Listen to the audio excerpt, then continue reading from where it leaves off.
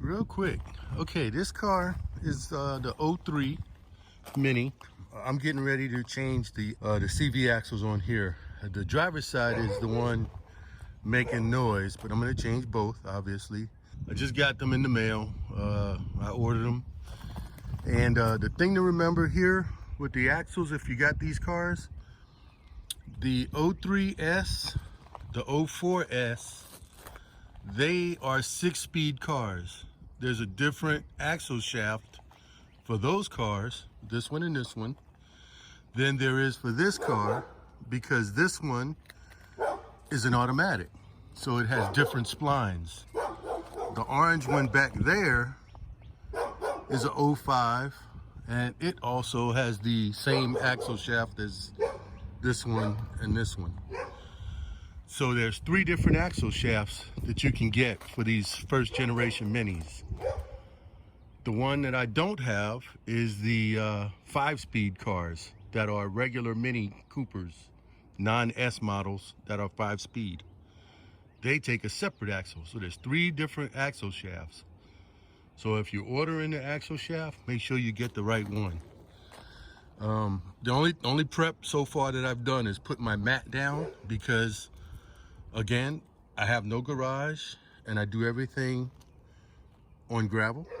But I'll get my jack stands and my concrete. I got concrete pads that I put down and have the car up on jack stands for safety. And I'll get the car jacked up and gather my tools together. And I'll either do it sometime this weekend or it depends on my schedule. But that's just the next project for the Mini. So I just wanted to give a quick update on that. And so since this one, I haven't driven it but a couple times. Since finding out it needs the axles, I've been driving the gray one and the convertible there. So anyway, that's it for now. Okay, here's my setup for changing the axles on the Mini. I didn't show it actually doing it, but I just jacked up the sides, put 4 jack stands on all 4 jacking points on the car, and I left the jack here, but when I take the wheels off, I'll stick the wheels underneath the car. But I gotta take the front wheels off. Already loosened the lug nuts, so just gotta spin them off. But I'll stick them under the car just in case. I got 4 jack stands, and I also have the little jack plates in here. In the jack stands, let's see, right here, these things, little pucks, and they kind of keep the jack steady. And so this is my setup for working in the garage, in the driveway. Okay, I just wanted to say the reason I'm doing this this job is, if you can see in there, the CV axle boot. Let me see if I can get it to. There we go. The CV axle boot is ripped and it's losing all of its grease. So it's not making any noise right now. This is the driver's side, so this is the short shaft without the bearing. Driver's side here in the United States. So it's the short side without the intermediate bearing. And you can see on my leveling sensor all of the grease there. That's the headlight automatic leveling sensor. This thing, I'm gonna point to it right here. So this thing right there. And so anyway, so that's why I'm replacing it. The outside boot is fine, but it's the inside boot. So I'm gonna go ahead and knock that out, and I'll check the other side. I did buy both, so both the driver's side and the passenger side, and I'm gonna just replace them both. Okay, I completed the driver's side. This is the easy one, the short shaft. It doesn't take much work.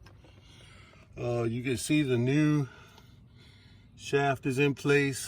I didn't spray or clean that yet with some brake cleaner, like the grease that was there. On my case, it's a little easier because I've got new bottom things here, joints, so they're not like rusted in place, even though this car did come from Minneapolis, Minnesota. There's a little surface rust here, but I do have 2 more arms on here, 2 more A arms. But the other shaft, I'm gonna get under here and show you.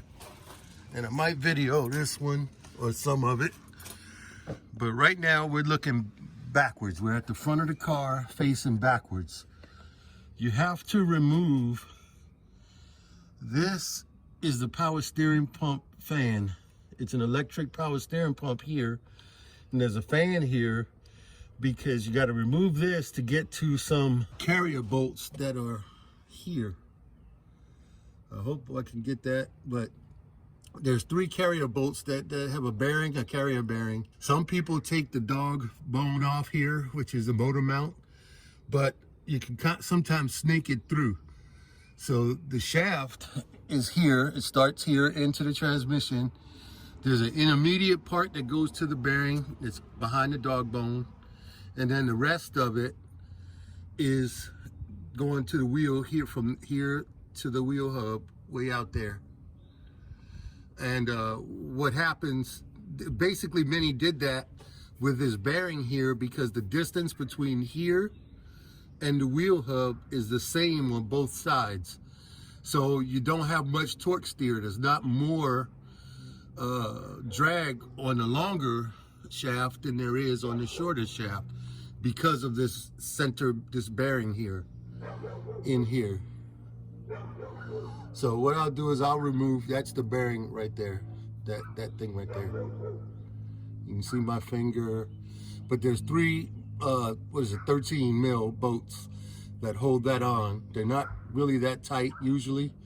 So what I'll do is I'll get this, I'll go ahead and take it off.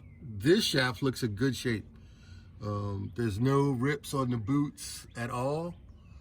And, but I'm gonna go ahead and do it anyway because I bought them, and I like to have them the same age. Anyway. Okay, first things first, I'm just gonna take off this this fan. I've loosened up the bolts a little bit, but you can see you can do it all with manual tools. It doesn't, you don't have to have air tools or anything. This is a 13 mil. There's 2 of them that hold the fan on. And this is, again, the electric cooling fan. And you sometimes, ooh, you see the dirt there. Spin it, you know, if it feels free and not grinding or anything, then it's probably pretty good. And it's just a plug. Some people let it hang. I like to get it off. There we go. And just prop it out the way. And now you can see the carrier bearing is there. There's 1 bolt there, 1 bolt there, and 1 on the opposite side, even with this one. And let me see if I need to shed some light on this situation for you guys. And let's see, there we go. So that's the carrier bearing, if you can see, and there's 2 bolts there and 1 bolt on the other side. And then you do the same procedure on the wheel. You take the axle nut off, and then the lower ball joint, and then the tie rod in, and that's it.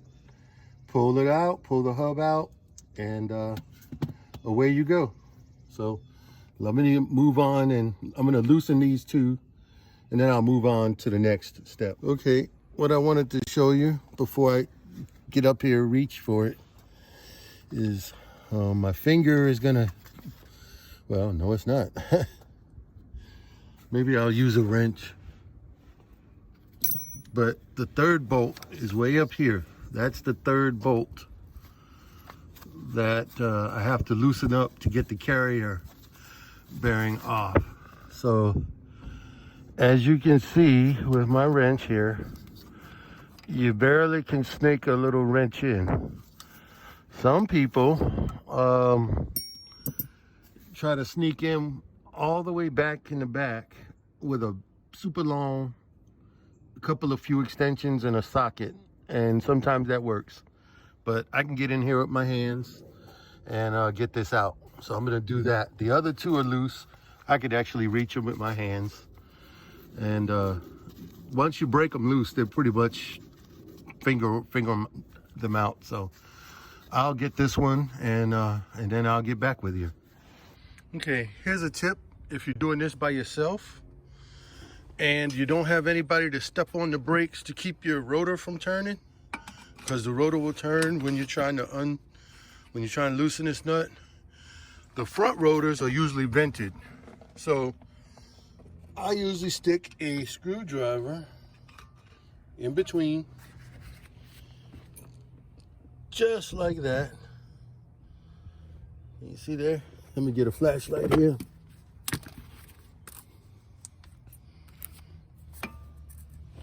So I stick a screwdriver or a pry bar, whatever you got, so that when you go to turn, the screwdriver stops it from turning, and all you're doing is breaking it loose. It doesn't take much. Once it's broken loose, you can get your screwdriver out and you're good to go. It's just a quick tip.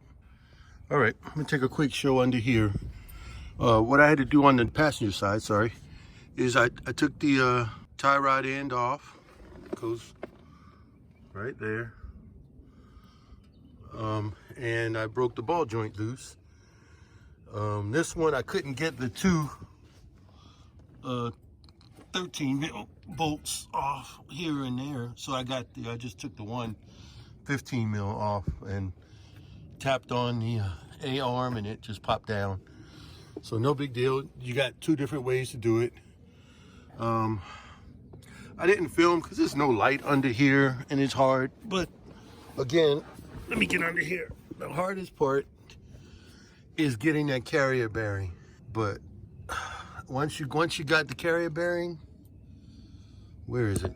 Back there actually. But once you got the carrier bearing and under there, the rest is simple. I mean, and this one, there's no circlip or anything. It just slides right in. So as you can see, I connected my fan back, which is the cooler, the power steering fan to cool the power steering pump. And this one, I'm noticing I did not change these bushings here.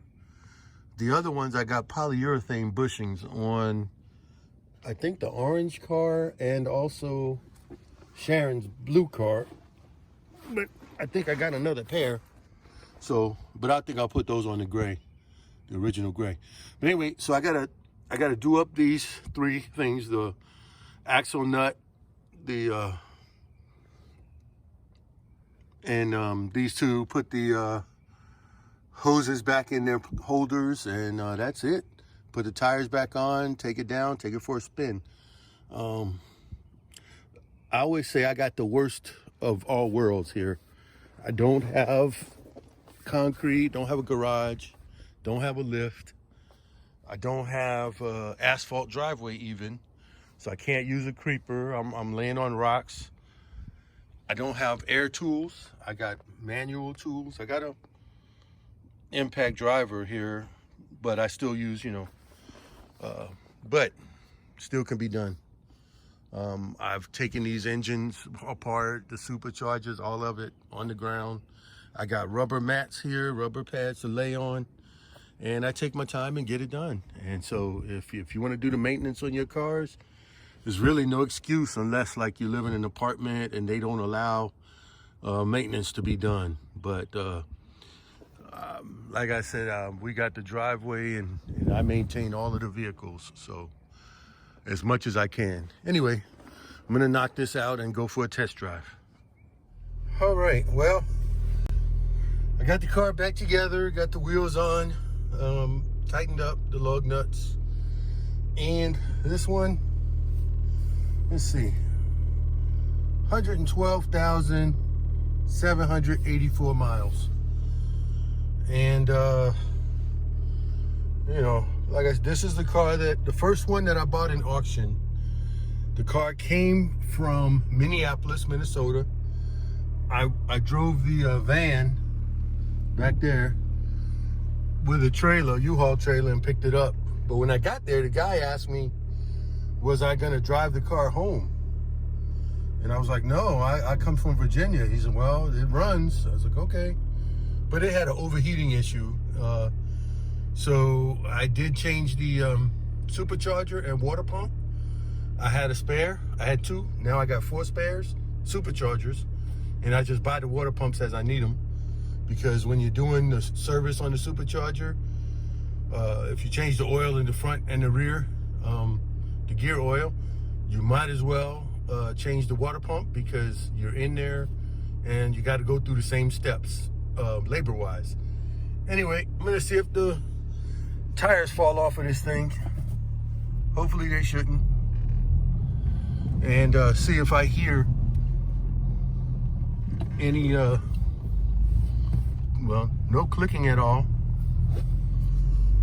Nice and smooth. Okay. Now I'll listen for any rattles that are not familiar. What I do have to do on this one, the little splash guard underneath the front of the engine was broke. So I'm gonna have to order, I think I need 2 of them actually.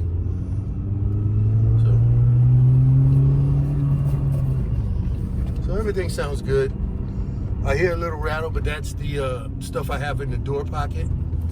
So I'm gonna just drive around the neighborhood, the block, maybe go out the neighborhood. I got my wallet, got my phone, so I'm good. Anyway, all right, I'm gonna end this video now while I'm driving and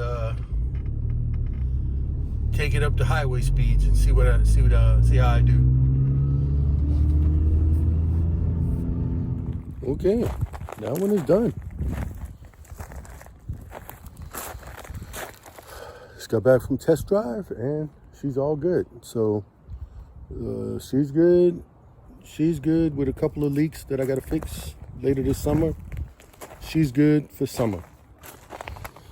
And then again, the orange, she needs help. Anyway, that's it.